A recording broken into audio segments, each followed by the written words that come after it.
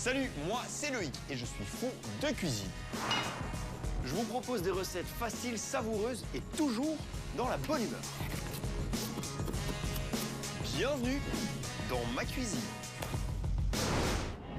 Bonjour tout le monde, bienvenue dans Food Cuisine. Aujourd'hui, je vais cuisiner avec ces merveilleux poivrons rouges car je vais faire une recette qui nous vient de Hongrie et qui s'appelle le lecco, un merveilleux ragoût de légumes à base de poivrons, d'oignons, beaucoup de tomates, servi avec un boulgour parfumé à la tomate également et un bon œuf sur le plat pour couronner ce joli petit plat. Je commence par ôter les têtes des poivrons et pour éplucher les poivrons, j'ai vu une technique sur Instagram. On va voir si ça fonctionne. Voilà. Ici, il faut juste encore enlever la petite couronne. Et donc, pour cette découpe extrêmement difficile, le chapeau, le dessous, je suis les membranes blanches. Hop. Hop.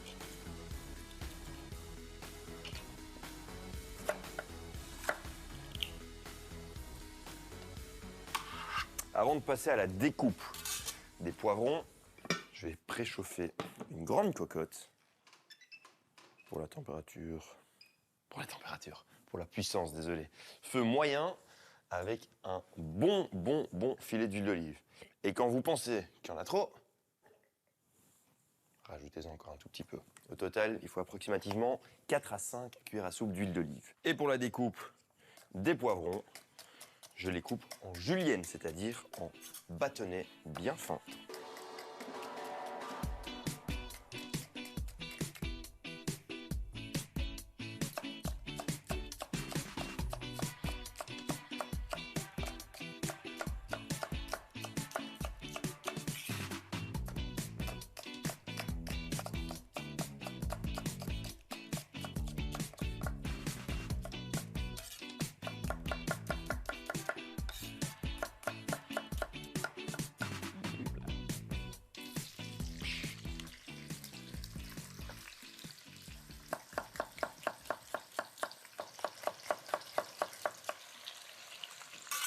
Il y en a des poivrons, hein.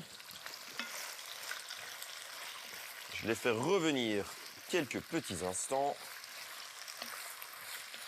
Là, c'est très volumineux, mais dès que ça va cuire un petit peu, l'humidité va partir et ça va réduire en volume. Donc, ne vous inquiétez pas, le reste des ingrédients vont pouvoir être ajoutés à cette casserole. D'ailleurs, pour le reste des ingrédients, il faut des ingrédients qu'on connaît bien, l'ail et les oignons. Je commence par éplucher 2 oignons.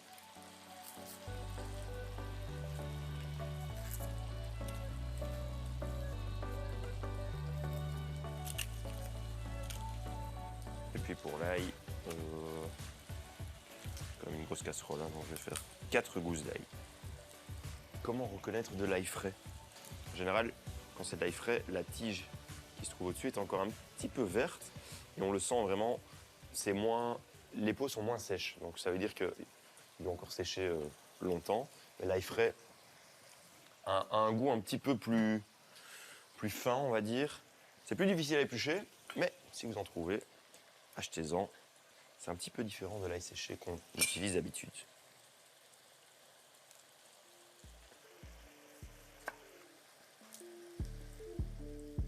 Même principe ici.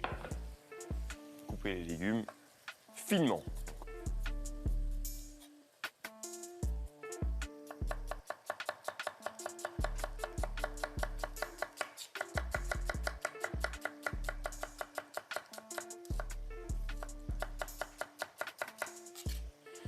Je rajoute les oignons et l'ail au poivron. C'est une recette végétarienne aujourd'hui. Quand les poivrons ont fondu un petit peu, il est temps d'assaisonner tout ça avec une épice qu'on utilise beaucoup dans la cuisine hongroise, c'est le paprika. Et je vais avoir besoin de 25 grammes de paprika doux, c'est l'équivalent d'une bonne cuillère à soupe, du poivre fraîchement moulu, suivi d'une bonne pincée de sel. Ce que moi j'aime bien faire, surtout quand j'utilise autant de poivrons, c'est d'ajouter un petit peu de sucre. Ils sont déjà bien tendres, les poivrons. les oignons également. Il est temps de rajouter la tomate. J'ai besoin de 2 boîtes de tomates concassées. Ce sont des cubes de tomates arrabbiata. Ce n'est pas obligatoire. Si vous voulez garder cette recette toute douce, vous pouvez utiliser les cubes de tomates nature. Et pour bien récupérer toutes les saveurs qui se trouvent dans ces boîtes, je rajoute encore une demi-boîte d'eau. Donc, nickel.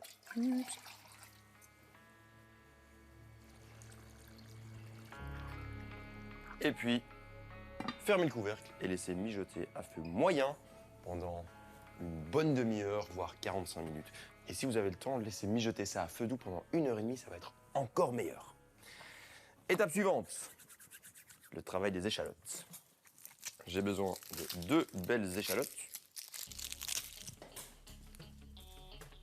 2 échalotes pour la préparation du boulgour. Hop.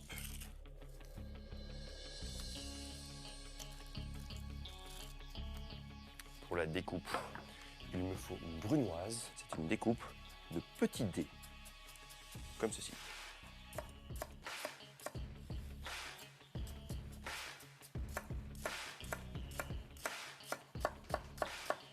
Ah! Ça pique aux yeux. Les yeux, ce sont mes yeux. Hein. Pour la cuisson du boulgour, je prends une casserole que je préchauffe à feu moyen avec, vous l'aurez deviné, un filet d'huile d'olive. Je vais préparer le boulgour d'une façon un petit peu particulière, qui s'appelle la façon pilaf. En général, on cuit un riz d'une façon pilaf, mais ça marche aussi pour d'autres céréales, comme le boulgour. Le boulgour qui vient d'ailleurs du blé, ça ressemble à ceci. Je vais avoir besoin de 400 g de boulgour. Mais avant de rajouter le boulgour à la casserole, il faut faire suer les échalotes quelques instants.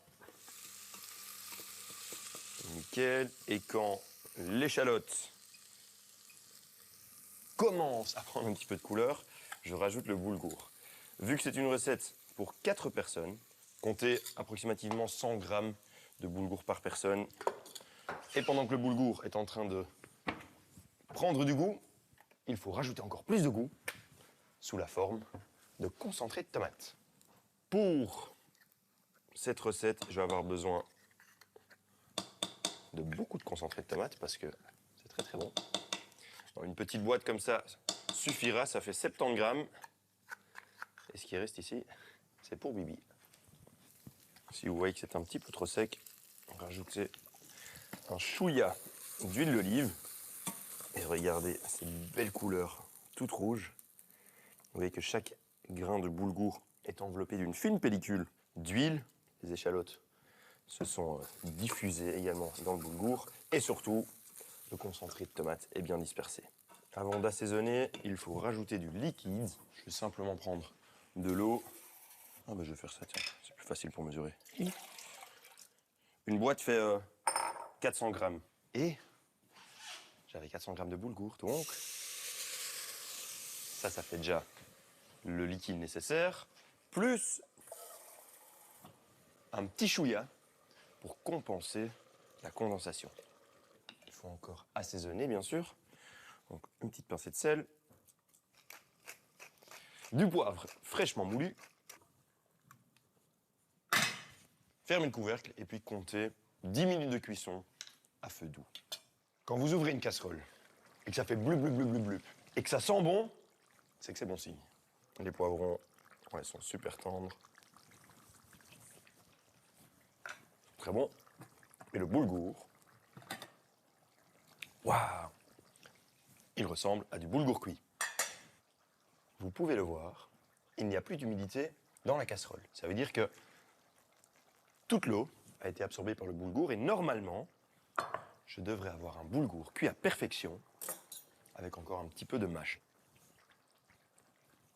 C'est le cas. Un petit manque de sel par contre. Ça, je garde au chaud juste avec le couvercle fermé, feu éteint. Et dernière étape, l'étape la plus difficile en cuisine, cuire des œufs sur le plat. Une grande poêle anti-adhésive que je chauffe à feu vif. un filet d'huile d'olive. Il faut un œuf par personne.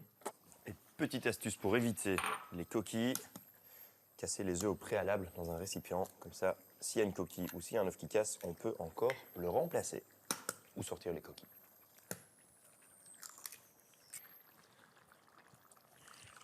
Voilà. Ce que j'aime bien faire, c'est casser un petit peu les extrémités, comme ça, vous voyez. Comme ça, les blancs d'œufs deviennent un petit peu plus fins. Et avec l'huile, ça va, comme caraméliser, ça va donner des petits goûts croustillants. Obligatoire sur un œuf, un tout petit peu de poivre. Encore, évidemment, un petit peu de sel. Moi, j'aime bien utiliser des flocons de sel, ça donne un petit peu de texture aux œufs. Et puis, ben, pourquoi pas, un petit peu de paprika fumé. Juste pour avoir un rappel de ce qu'on va manger, le lecho avec ces belles arômes de paprika et de poivron. Les œufs sont cuits, le boulgour aussi, le lecho aussi. Il n'y a plus qu'à dresser. Une belle portion de boulgour. Soyez très très généreux avec les légumes. Regardez-moi cette couleur. Oh. Boum! Un œuf sur le plat. Il croustille. Celui-là. Si vous voulez garder cette recette totalement végane, c'est possible. Il faut juste retirer l'œuf. Ce sera très très bon aussi. Mais avec le jaune d'œuf coulant comme ça va être excellent. D'ailleurs, soyez au rendez-vous. Hein. Prochaine recette, ce sera une bonne recette bien belge, le cordon bleu avec son fromage bien coulant à l'intérieur, servi avec des petits pois, carottes. Ça va être fantastique. Mais d'abord, la dégustation du lait chaud. Au revoir.